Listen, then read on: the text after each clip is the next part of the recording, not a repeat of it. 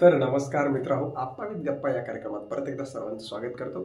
आज आपण चर्चा करणार आहोत गोष्ट छोटी डोंगरा एवढी।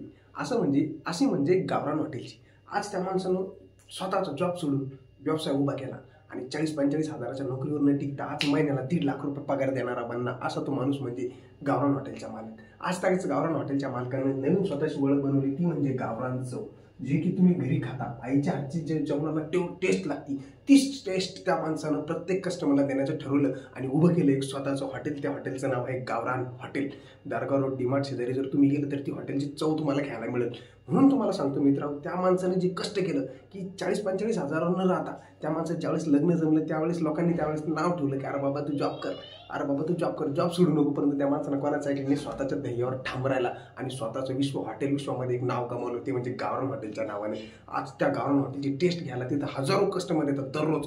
आणि त्याच माणसाकडे मी स्वतः जाऊन ज्यावेळेस अभ्यास केला त्यावेळेस स्वतः चव घेतली, त्यावेळेस कळलं की नाही यार, या माणसाच्या हॉटेलमध्ये, या माणसाच्या जेवणामध्ये चव आहे, ती खरंच गावरान हॉटेलची। गावरान नावानं त्या माणसाने हॉटेल चालू केली, त्याचप्रमाणे टेस्ट सुद्धा देखील कस्टमरला देतोय। मला अभिमान वाटला आपला मराठी माणूस अशा प्रकारे व्यवसाय करायला लागला। तुम्हाला जर का चव घ्यायची असेल ना, एकदा गावरान हॉटेलला नक्की जाऊन भेटा मित्रांनो। मी म्हणत नाही, तुम्हाला सांगतो की एखाद्या हॉटेलचं प्रमोशन करण्याचा उद्देश नाही, परंतु जर माणूस एखादा खऱ्याच दृष्टिकोनातून आणि खऱ्याच चवीनं जर उतरत असेल तर त्या माणसाला सपोर्ट करण्याला आपण कधीच मागे राहत नाही। म्हणून आप्पासाहेब करपे तुम्हाला शब्द देतो मित्रांनो, एकदा चव घेऊन या त्या हॉटेलची।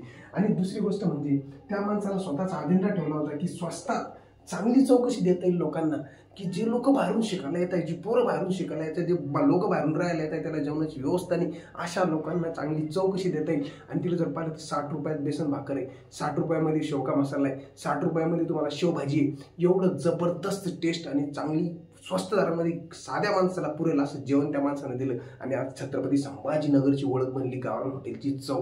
गावरान हॉटेलची चव घेण्यासाठी तिथे जे लोक येतात त्या लोकांचा रिव्ह्यू घ्यायची गरज नाही, ते लोक पुढून रिव्ह्यू देत आहे की नाही राव तुमची टेस्ट आहे। व्हेज नॉनव्हेज तर मी खात नाही, परंतु तुम्हाला सांगतो लोक तिथे ज्यावेळेस येतात की नॉनव्हेजची टेस्ट देखील सांगतात की जबरदस्त आहे, परंतु व्हेजची टेस्ट मी स्वतः तिथे घेतलेली आहे, एक नंबर टेस्ट आहे मित्रांनो। व्यवसायात पडायचा असेल, मराठी माणसाला पुढे जायचं असेल तर तुम्हाला सांगतो अशा प्रकारे व्यवसाय करण्याची गरज आहे। नोकरीमध्ये 40-45 हजार रुपये सोडून दिले, शेवटचा दागिना ऐकला होता त्या माणसाने बायकोच्या अंगावरचा, खोटं सांगत नाही, जवळचा माणूस म्हणून सांगतो।